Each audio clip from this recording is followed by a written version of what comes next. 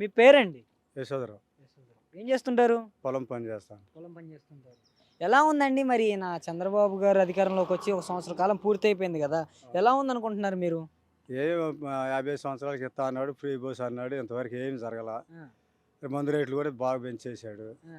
అది కూడా ఇదివరకు ఉన్నంత క్వాలిటీ ఇప్పుడు ఉంటలా. ఆ! అది తాగితే దానివల్ల చాలా మంది దెబ్బతింటున్నారు. ఆ, ఆ.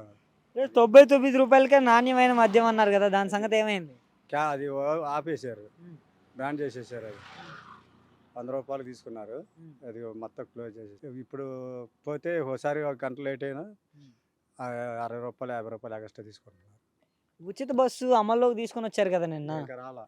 వచ్చింది. ఈ రోజు నుంచి అమల్లోకి ఇగో వచ్చింది. అదే ఇంతవరకు మనకు తెలియలేదు. నిన్న కూడా అన్నారు కానీ రాలా ఇంకంతవరకు. ఇంకా ఇది రాలేదు. ఆ. ఉపయోగం ఉందా ఈ ఉచిత బస్సు వల్ల? ఏమి ఇక అది ఆడవాళ్ళకి లేడీస్కి వరకేగా. లేడీస్ మరి జెంట్స్కి ఏం లేదుగా. జెంట్స్‌కి ఏం లేదు. అది కాదండి మరి ఇప్పుడు పులివెందుల్లో బై ఎలక్షన్ జరిగింది కదా! మొన్న జరిగింది. మొన్న ఆయన జరిగింది. చాలా గొడవలు జరిగినాయి చూసాం టీవీలో కూడా. ఓకే. కాదండి మరి పులివెందుల్లో ఎప్పటినుంచో గత 30, 40 సంవత్సరాల నుంచి వైసీపీయే జెండా ఎగరేస్తుంది అక్కడ. ఆ రోజు ఎలక్షన్ జరిగేటప్పుడు ఆయన తీసుకెళ్ళి ఊరు మొత్తం తిప్పుతా చేశారు. దగ్గరుంటే గొడవలు అవుతాయని ఆయన దాచిపెట్టేశారు ఆ! అసలు ఆయన్ని. ఆ! ఇది ఆ పులివెందుల పద్దాకలు గెలిచాయని. ఆ!